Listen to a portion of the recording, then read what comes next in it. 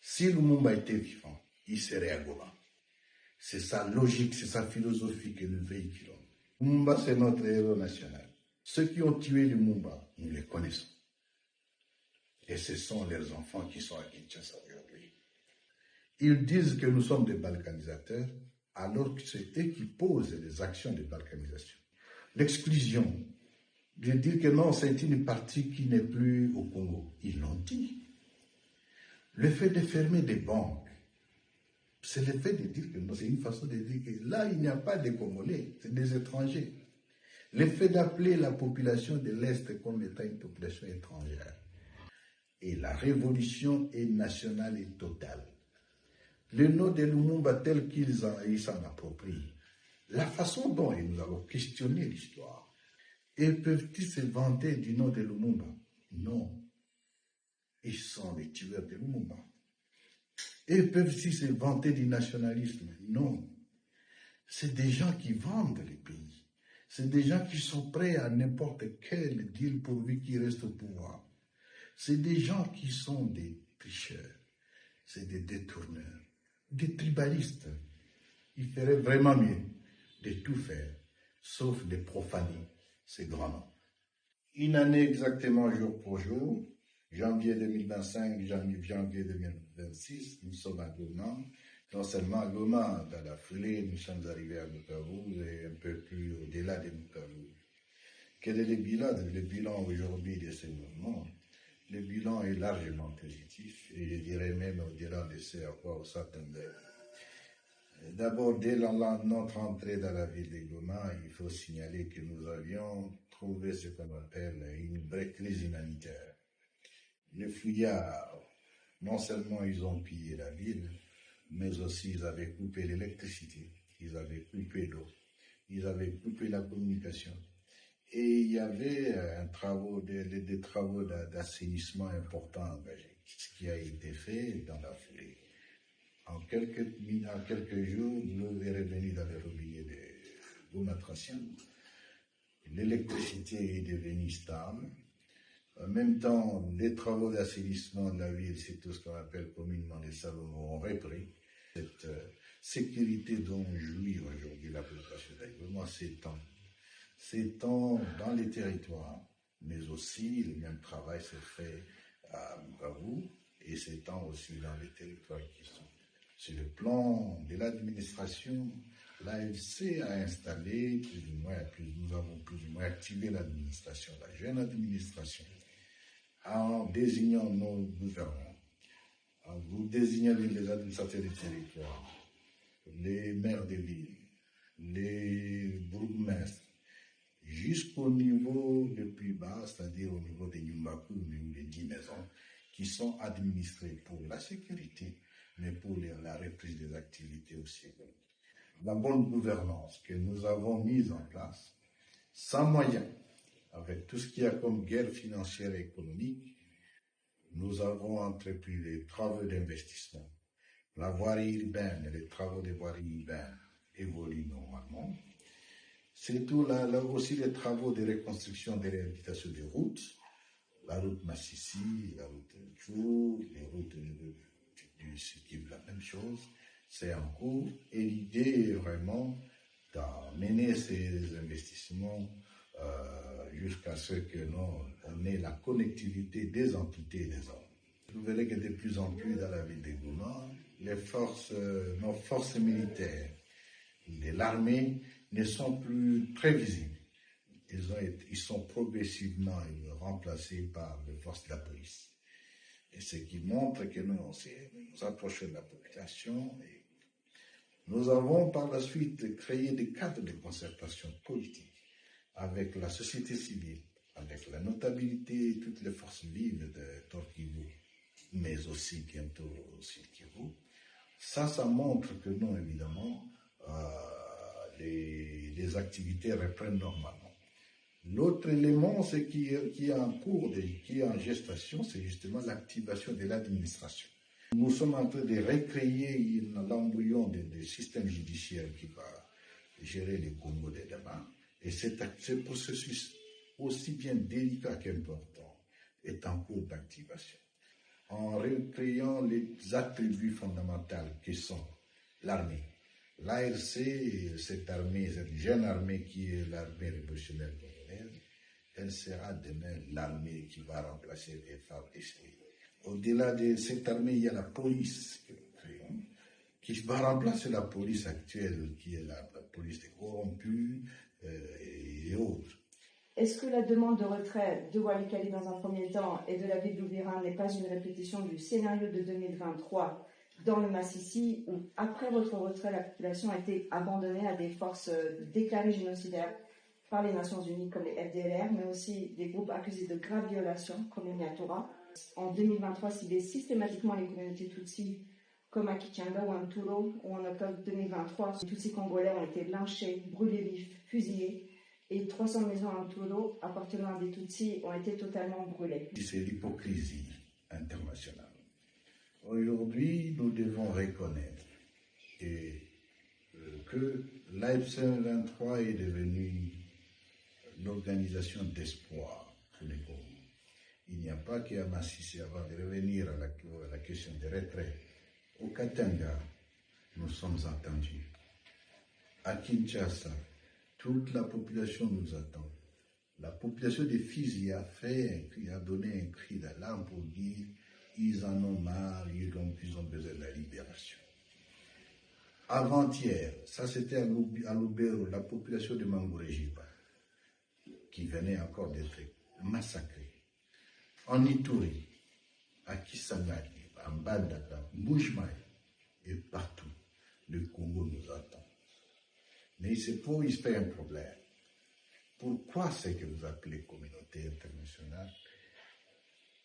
Veut-il toujours que non, on reste dans ce statu quo? Ceci dit, nous nous sommes retirés volontairement après demande de cette communauté internationale de Walikale. Il est un fait que notre retrait a créé une insécurité. La population a été massacrée. Et aujourd'hui, tous les fouillards de la coalition du gouvernement, de la coalition du régime de Kinshasa, avec notamment les FDLR, qui n'ont plus de place, qui n'ont plus trouvé de place, ils sont allés se réfugier à Walikale. Et d'autres sont descendus plutôt du côté sud-sud, parce que là, ils étaient plus ou moins accompagnés de l'armée burundaise. Parce qu'aujourd'hui, il faut le dire, FARDC égale armée burundaise, égale FDLR, égale mercenaires, c'est aussi égal aux voyous qu'on appelle communément Wazalendo. Ils ont formé un bloc. L'idéologie est véhiculée. Nous nous sommes retirés de Walikale et aujourd'hui on nous demande encore, on nous a demandé de nous retirer de Ouvira. Nous nous sommes retirés de bonne foi. Nous avons fait une correspondance à M. le secrétaire général des Nations Unies, lui demandant que nous remettons la ville entre les mains de la communauté internationale. Nous mettons néanmoins des réserves en tirant son attention qu'il n'est pas question ici qu'on revoie les mêmes tueurs, la coalition de Kinshasa avec les FDLR ou l'armée de l'Est pour tenter de récupérer la ville. Nous avons rendu de bonne foi. Mais qu'est-ce que ça donne souvent? Est-ce que ce n'est pas le même scénario? Je crains. J'ai beaucoup de réserves et nous craignons. Parce que dans cette partie du territoire, dans les Fizi et surtout dans la Ouvira, territoire et ville, des exactions qui se sont passées là-bas, c'est tout simplement grave et sont constitutifs des crimes contre l'humanité. Le blocage qui a été fait par l'armée burundaise et les FDLR au haut plateau pour étouffer justement la population, particulièrement la population Tutsi habitant le haut plateau. 9 mois de blocus, il y a eu des morts et cette communauté internationale s'est dit. Il en est de même. Aujourd'hui, la population congolaise qui est de l'autre côté de Bujumbura, ils meurent chaque jour. Mais on s'était, on n'en parlait pas. On nous demande de nous retirer, mais on ne nous pose pas la question pourquoi nous sommes arrivés là-bas. Nous n'avions aucunement l'intention d'aller à Ouvira. Mais dès que nous étions stationnés au niveau des Kamendona, c'est eux qui ont commencé les attaques. Des bombardements avec, et très souvent c'est des bombardements sur des sites civils. des usines, des carrières minières, des zones occupées par la population civile, et ce n'est pas les sites militaires qui sont visés. Et les tirs sont partis, et du Burundi, mais surtout aussi de Vira, là où qui était devenu le sanctuaire de tous ces éléments. Conséquence, nous ne pouvions pas croiser les bras. Nous avons toujours comme principe d'éliminer la menace à partir de sa source. Nous prenons la même communauté à témoin en disant que nous avons la bonne foi de discuter, de dialoguer, de trouver une solution négociée politique à la crise actuelle. Les FDLR ont ici été accusés d'avoir commis des atrocités, notamment au Congo, mais aussi au Rwanda, à partir d'ici. Donc ce sont des anciens génocidaires qui ont fui le Rwanda et qui sont venus s'installer au Congo depuis 30 ans. Les Nations Unies ont aussi déclaré que neutraliser les FDLR est vraiment une priorité pour trouver la paix au Congo. Cela fait à travers plusieurs résolutions depuis plus de 15 ans. Et pourtant, aujourd'hui, on continue à débattre sur les FDLR. On parle de prétexte, on dit que le Rwanda utilise les FDLR comme un prétexte. Est-ce que vous pouvez commenter sur le pourquoi on continue à débattre sur la question des FDLR? La question des FDLR est une question fondamentale et c'est un élément crucial dans la crise complexe que connaît non seulement la République démocratique du Congo, mais la sous-région. Ce que nous constatons malheureusement, c'est un peu cette sorte de hold-up mental qui a été orchestré et qui est alimenté aujourd'hui par des réseaux forts et dont la République démocratique du Congo en est devenue même les chantres. C'est-à-dire que non, ces réseaux forts ont pris la parole. Et c'est des fois au prix des billets de banque pour corrompre en termes de lobby et imposer ces langages pour faire croire, ou bien pour faire en sorte qu'on essaie de dissimuler cette question très, très délicate de notre pays. Ce qui s'est passé en 1994 au Rwanda est inacceptable. Tout le monde le sait. Mais les hypocrites vont continuer à penser qu'il faille ergoter autour de cette question et c'est très dangereux. Non seulement que non, c'était dangereux pour le Rwanda, mais pour les Congo, c'est plus que grave. Parce que vous avez parlé de 3 décennies. L'FDLR est arrivé au Congo. Est-ce qu'on connaît les conséquences de cette présence depuis 1994 pour les Congo? Le parc national n'existe plus que des noms. C'est à cause de ces gens. Les FDLR ont installé toute une administration où ils levaient les impôts, où ils collectaient toutes sortes de références, où ils faisaient même payer aux Congolais, certains, ils vendaient des terres. Et jusqu'aujourd'hui, il y a des partis entiers où ils sont là. Aujourd'hui, le problème, c'est lorsqu'ils trouvent des véhicules qui permettent de perpétuer les génocides, disons l'idéologie du génocide. C'est ça le problème. Et c'est ce que les voyous de Kinshasa ne comprennent pas. Prenons cette question avec autant de légèreté, en disant simplement que non, les FDLR qui ont parti en 1994 n'existaient plus, ils sont morts, ils sont vieux. Le problème aujourd'hui, c'est l'idéologie.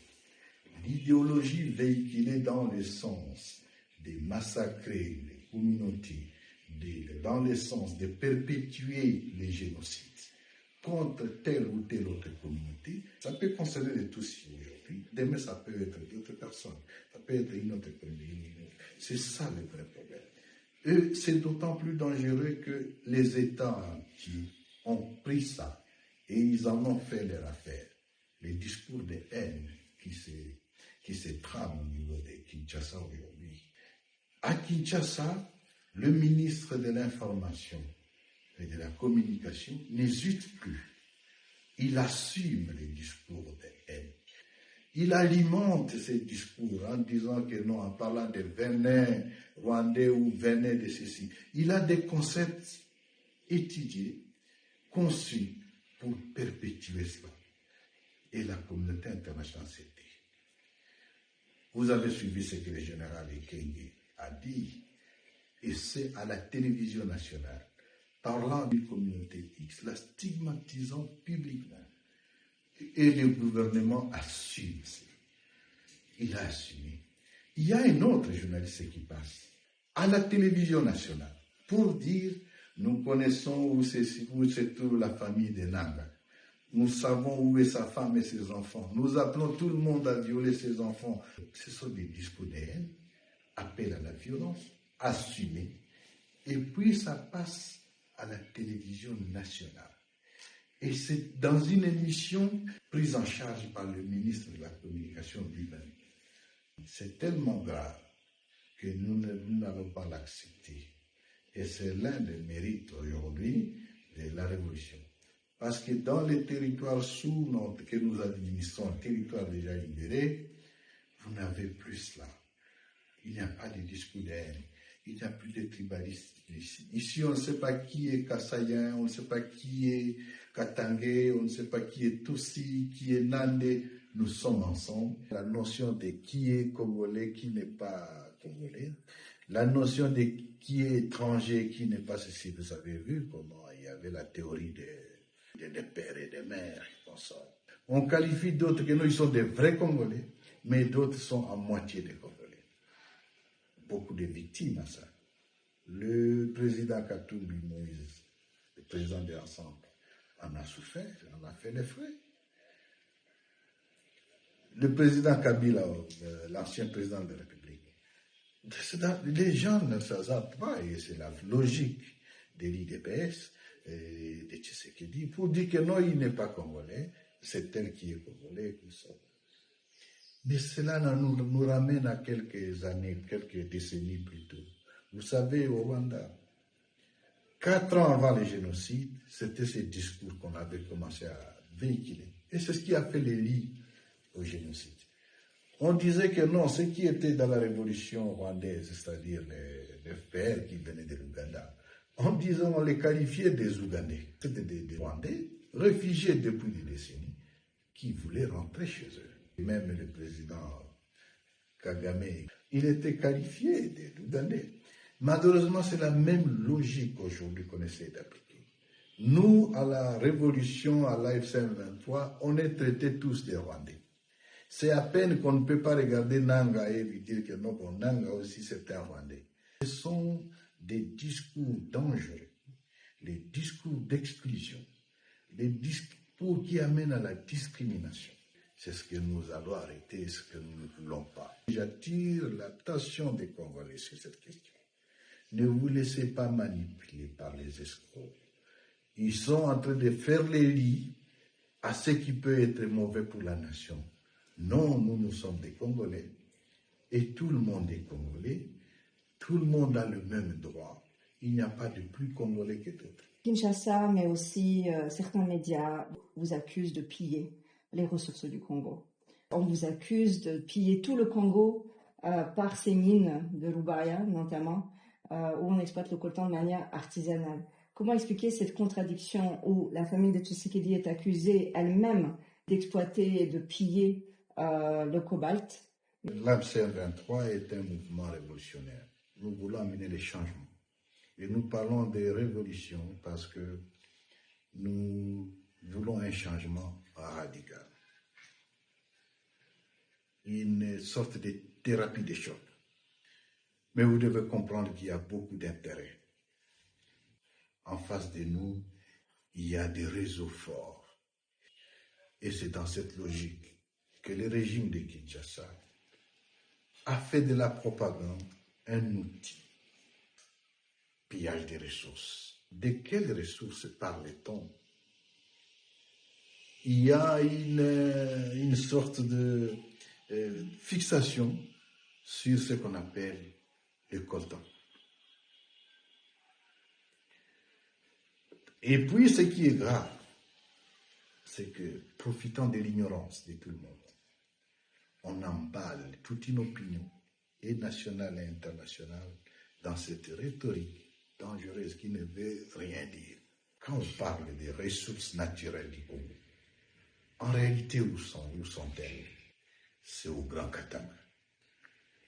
C'est là où vous avez des géants miniers. L'AFCM 23 n'est pas encore arrivé là-bas. Mais qui pille, madame? c'est la famille Tshisekedi. Il y a aujourd'hui des plaintes qui sont déposées en Occident et nous saluons ces initiatives. On brime la population du Katanga. Et c'est des millions de tonnes qui sont exploitées et qui sortent cobalt, nickel, cuivre et autres. Ces minéraux-là ne sont pas à la partie contrôlée par la F-123.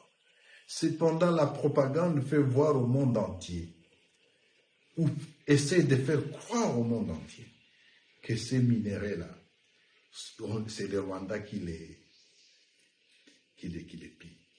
La seule industrie minière qui est ici, c'est Abyssier. C'est la partie non encore libérée par la F-123.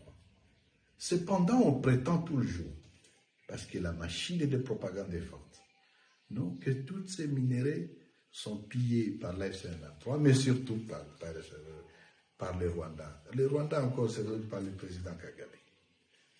Donc, désinformation, mensonge, on camoufle la réalité. Et on amène la population d'opinion, profitant de son ignorance, sur un autre terrain. Le pillage se fait au Katanga. Ce sont des compagnies chinoises, ce sont des compagnies et qui sont plus ou moins prises en charge par la famille Tshisekedi. Ce sont des géants qui sont aussi pillage, c'est eux qui le font, et certains sont même, c'est même des firmes cotées à bourse. Pourquoi on n'en parle pas? Toute la responsabilité de ce qui peut arriver au Congo, il y a un bouc émissaire. Dans la ville de Kinshasa, c'est la ville la plus sale. Et vous connaissez pourquoi? C'est à cause de Paul Kagame. Dans la ville de Kinshasa, les embouteillages, il y a des gens qui te font 9 heures de route. Et vous savez la raison? Non, c'est à cause de Paul Kagame. À Kinshasa, il y a des inondations quand il pleut, comme aujourd'hui. Il faut vous attendre à des morts. La raison, vous la connaissez. C'est Paul Kagame. À Kinshasa, on détourne tous les jours. C'est dans les domaines miniers, comme vous le dites. C'est des millions en termes de milliards, des millions et des milliards chaque année. La population est pauvre. On ne construit pas de routes. Il n'y a pas d'hôpitaux. Mais vous connaissez la raison? C'est Paul Kagame. Il n'y a aucune route ici, il n'y a pas l'électricité. Nous avons le grand Inga, nous avons Inga qui peut produire capacité potentielle de 50 000 mégawatts. Mais on n'a produit même pas 2000. La raison, vous la connaissez? Non, parce qu'il y a Paul Kagame. Donc nous avons trouvé une justification institutionnelle de nos faiblesses. La corruption qui gangrène toute la République. Vous savez combien d'organisations aujourd'hui bénéficient juste de la manne de Kinshasa. C'est des valises à longueur de journée qu'on distribue pour arracher un communiqué par là, une déclaration de telle organisation, je ne sais pas moi, un tweet de tel responsable américain, c'est des millions. La corruption, c'est le mode. C'est ça le mode opératoire. Mais tout ça, la pauvreté là, la faim, il n'y a pas de route, il n'y a rien. On clame des ressources tous les jours. Mais nous sommes dans la pauvreté. Il y a une raison, parce qu'il y a un Paul Kagame quelque part. La question des minéraux ne nous concerne pas. Nous ne sommes pas là pour les mines. Nous ne sommes pas là pour les ressources. Nous, on est pour les Congos. La F-123, c'est pour libérer les Congos. C'est pour instaurer une bonne gouvernance. C'est pour refonder l'État. Et une fois l'État refondé, lancer le développement. Créer la réconciliation nationale. Enlever le tribalisme, mettre le vivre ensemble et faire en sorte que les Congolais se réconcilient. D'abord entre eux-mêmes et qu'ils vivent en paix, mais aussi avec tous ses voisins.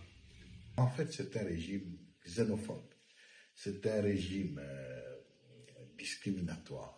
C'est un régime d'exclusion. Parce que pour lui, les Congos, c'est le Baluba. Pour lui, les Congos, c'est sa famille. Et pour lui, les Congos, c'est sa communauté, ce clan.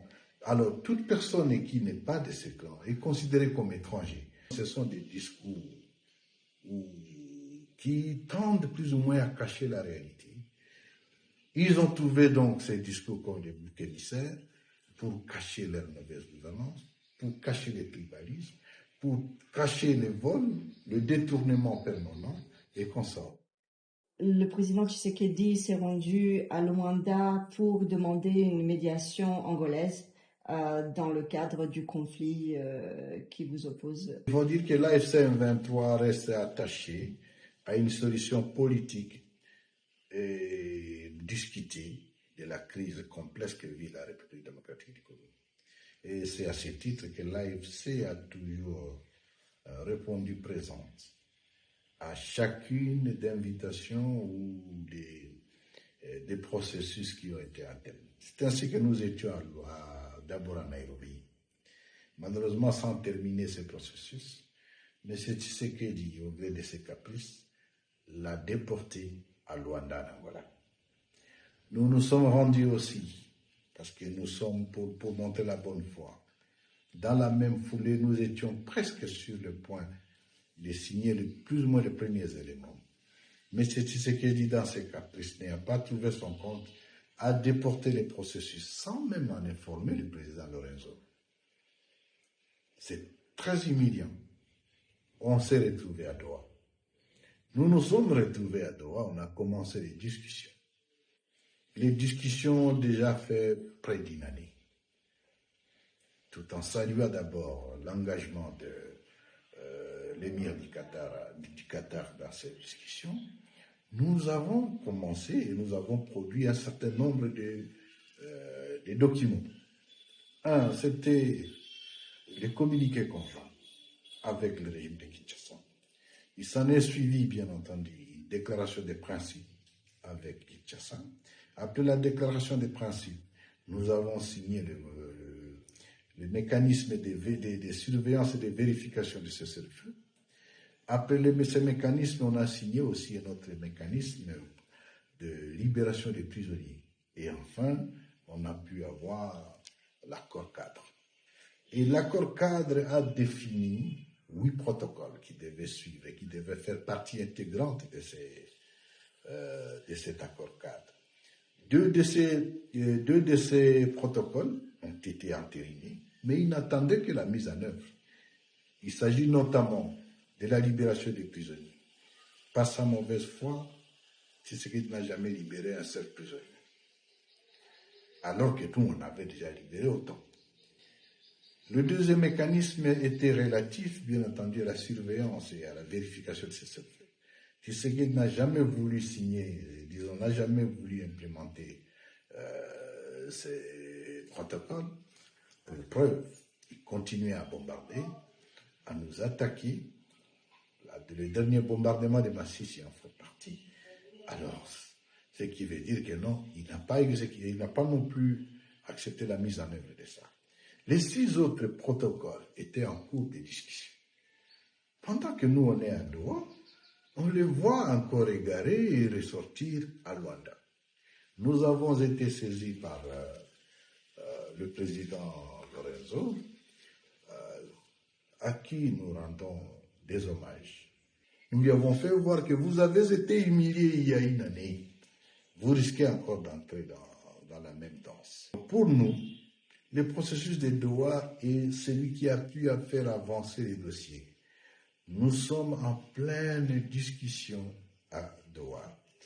Et nous attendons Tshisekedi à Doha, s'il tient plus ou moins à une solution négociée politique de la crise. Nous sommes pour la paix. Nous l'attendons à Doha. C'est de cela qu'il s'agit. Encore faut-il dire que pendant que nous sommes à Doha, il a créé une autre brèche au niveau de Washington, ce qui a abouti, bien entendu, à l'accord de Washington entre Kinshasa et Kigali. Toutes ces initiatives sont bonnes, mais nous voulons en avoir la cohérence, la pertinence et surtout qu'on arrive à une solution réelle. De toute façon, madame, nous sommes conscients d'une chose. Le M. Tshisekedi ne veut pas une solution à la crise. Il veut perpétuer la guerre. La guerre, pour lui, est devenue aussi un business. la guerre pour lui, c'est pour justifier bien entendu ses incapacités. Ces infirmités managériales sont couvertes par ce qu'on appelle la guerre. Le business, c'est quoi? C'est l'occasion de s'enrichir. Tous ces conseillers, en commençant par les membres du gouvernement, ils ont trouvé la guerre pour détourner beaucoup de fonds. Les détournements passent par quoi?